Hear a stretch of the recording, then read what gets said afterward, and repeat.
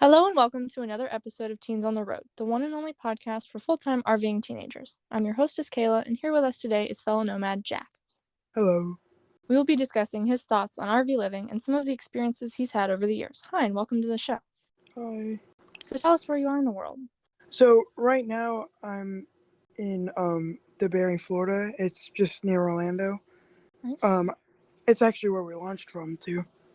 Oh, nice. So back to So hometown. yeah. Well, in fact, so my parents kept the house and we basically rent it out when we're not here, which is like 11 out of the 12 months of the year. I'm in my house right now, which is pretty cool. Cool, yeah. I know sometimes I wish we kept our house, but it was a rental, so that wasn't an option. Yeah, definitely. We got pretty lucky too. Yeah. So, So leading into that, what first started you guys on the traveling road? What inspired you to do that? well, my dad immigrated from Ireland when he was young, right? With his family. Interesting. And when he was young, when he was in Europe, his parents would take him to, Spain and Italy and France because they were only a few miles away for like week-long trips for vacation, right? Right. And so, according to him, he just wanted us to have the same kind of opportunities to travel as he did. So, yeah. That's awesome. How long have you guys been on the road? Well, just over 5 years now. We hit 5 years in May. That's awesome. How old were you when you started? We started on my 10th birthday, and now I'm 15.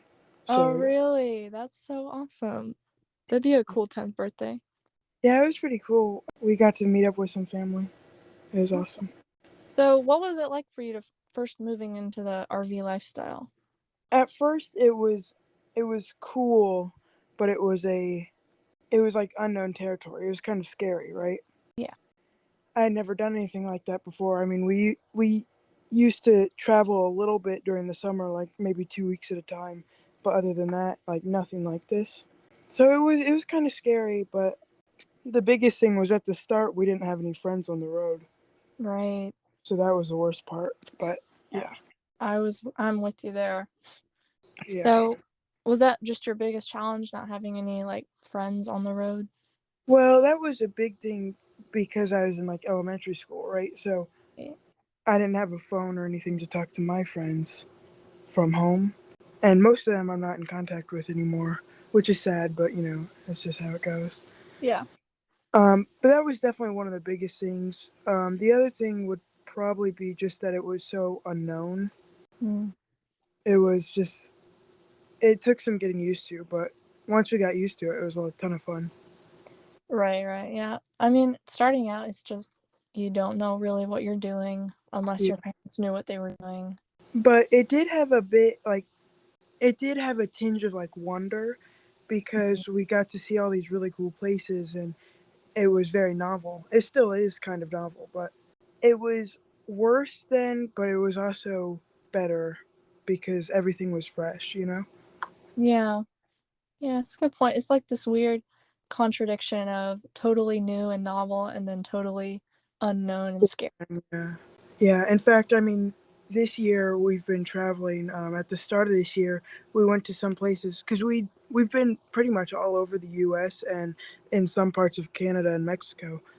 But this year we went into Mexico much further than we've been before, and then we explored like L.A. and Southern California, which we really had never done before. So that was very interesting. Very new. I mean, it's a big place, so you'll always be getting something new, which is good. I, Yeah, I there's a lot to see. So, what was something you thought you would hate about RV life but ended up liking? I would say I don't know if I ever thought I would hate anything, at least like from day one, because I didn't know anything about it. Mm. I would say that maybe something I didn't like at first that I do enjoy is moving very often. Like it used to be kind of like just annoying because we'd be in this cool place for a week and then that was all. Anyone we met there, we'd be gone. And so that was worrying, but now I like it. I think moving more often keeps things fresh and it stops things from stagnating. And since I have a phone and stuff, I can contact my friends, so it's not lonely. Yeah. I mean, like, that's how my dad feels too. I mean, Yeah, at first, when you get an RV and you're like just trying to figure out how to set everything up and then unset everything up and do the travel day and all that. And now yeah, we're all like, yeah, travel day, we get to go somewhere cool. yeah. It's pretty cool. I mean, definitely, I think that the change is awesome, or it's one of the best parts, I think. Yeah, totally. So, do you have any advice for other teens? Well, if they were launching as a team, and like I'm assuming they may have phones and stuff, they can keep in touch with their friends. So pretty much the biggest thing, even though it's not the same as an in-person relationship, one of the hardest parts is less. I mean, the only thing is, of course, talking on the phone and texting will never be the same as meeting in person. But also you may have some online friends, which is good. It's good to have online friends also, even if you don't know them in person. Mm, I would say the biggest thing is just keep your head up and stay open minded. It might not be for you, but giving it a try is really the best thing you can do because after the first year or so, it'll plateau and it'll be good. yeah, totally. You just have to give it a try for a little bit. You can't just Yeah, base it off of your first try. right. And even though like the whole RVing thing is trying a new thing, it's great if you like to immerse into art or cultures or, food types. Basically try new things, go for it. It might be the only chance you have. It's Right. much more enjoyable when you kind of put yourself out there. Yeah. And, being a teenager, a kid, you don't have to pay for anything. So you get free Well, travels. So, yeah. And I would highly recommend like joining full-time families too, like an organization like that is good because you can meet up every so often with some of your friends. yeah, totally. It's honestly a great idea. Whoever I came up with that, kudos to them. Yeah. Yeah, so also if if you can, I would talk to your parents about where you want to go. What would you like to see if you want to go back to your home state to visit your friends during these times and try and talk to them. I mean, they're your parents, right? I'm sure they'll for the most part be open-minded. Not all the times. Maybe your parents don't, you know, like the input and that's tough, but I mean, it's if you get to go where you want to go to an extent, it's also a lot of fun. Yeah, and that's dependent on a couple factors like what Yeah, their plan is or, if it's super out of the way. But I right. mean, your I mean, input matters. might not take it though. I mean, that is a big thing. They might. It depends on your parents and what you guys are doing, but still. Right. Now, what is a place or experience that you will never forget? My first bit of like continental travel, we went to Europe a few years ago.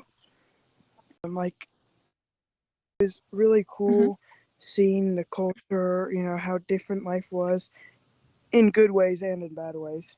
But it was just very interesting and very cool. So, do you have a quote favorite place? In the US, I would say I like a lot of things going, so I don't know. One of the prettiest places I've been to was this ghost beach and old, and it was wet and like dark, and the white sand, the bleached water, basically. So Yeah, I got you there. I'd like to live on a river close to a lake. yeah, that would be the dream, really, for me. Are the future. Like going to different places. I would say most of Yeah. the bucket list places, because we've been doing it for 5 years, we've hit a lot. I'd like to visit Alaska again. That was very cool, and the wildlife there is very rugged, very mountainous. It's really awesome. Another again because I had some good experiences there. Definitely, that was awesome. Mainly because of the rally, but it was still awesome. Question. Where would you never Hmm. go again? Oklahoma. Yes. Well, really nice kids museum there, though. I mean, like they do. It's really yeah. It seems like the tornadoes always hit the trailer parks and the RV parks. for like we went to Oklahoma for a little while, and for a whole week our fifth wheel was flooded in the campground. We had to get out and get a hotel because it was but our camper was completely inaccessible for like a week or so. And I That's mean, horrible. at least it wasn't destroyed though. Like it was Right. fine, which is good. But yeah, so I would say Oklahoma, but only because of the weather. Other than that, it was pretty nice, or nice enough. Lived here for a long time, and the weather gets to you. Yeah. Well, I'm definitely not used to tornadoes too. Like, I mean, from Florida, you have hurricanes, but which are really big storms, but like you get to prepare for them. Yeah, you have like a week to get out of there, whereas in Oklahoma, you have like 30 minutes. Right. Tornadoes happen so randomly that it's just kind of scary. It's scary in a way that is different than, a hurricane. Right. And And then since I I lived in Charleston, and I had to deal with the hurricanes too. So, yeah, yeah. hurricanes are pretty radical though. Bodacious even. Yes. If you could, what would you change about your RV setup? I mean, not much. I mean, so we have a fifth wheel, right? And for the past 3.5 years, we've been usually going in that. But recently we started going in this teardrop and truck camper setup, right? Mm-hmm. And actually, it's been pretty cool. The main thing was that our truck camper didn't have a bathroom or anything, but we recently traded our truck camper away and got a new one that does have a bathroom inside of it. No, I mean, You other than have that, siblings? hmm? Oh Do you have any? yeah, How many? I have an older sister and two younger brothers. How do you live in a truck camper and a teardrop with 3 siblings? Oh, there's a rooftop tent also. I forgot about that. Okay. My sister also is she's hasn't been traveling with us as much for the past few months because she's gotten a job and stuff and she's graduated high school, so yeah. Oh, I have a big fifth wheel and one sister, and I can barely manage it. Yeah. In the fifth wheel we're also we all sleep in the same room, which we do in our house too, or we used to. We still do, but when we come there, but it's just not as often. Hmm. But we're all in the same like room, same eight, like same maybe. I don't know how big it is, but I would say maybe 400 square feet at absolute most. But I'm not very good with square footage estimates. But yeah, like I mean, we're cooped up in there, whereas at least in the other setup, we're kind of spaced out a little bit, Hmm. even Yeah. if it's technically the same distance. Right. Tent walls between you, if anything. Oh yeah, I mean, out of sight, out of mind. Hmm. I don't have any other questions. Did you have any closing thoughts or questions for me? How how long have you been traveling? A little over a year. We left May 8th of 2021. Hmm. And what's your favorite thing about traveling been so far? My favorite thing about traveling is probably not having to monotony anymore, and that's nice. Yeah. Yeah. I mean, I used to And like what think I what? loved monotony, Yeah. but not really anymore. Yeah, I know what you mean. What advice? Well, thanks for joining us today, Jack, and thanks to all you nomads out there for listening. If you want to be on the podcast, say hi or follow us on social media, check out our link below. And be sure to share Teens on the Road with your friends. Thanks again for listening and have fun out there.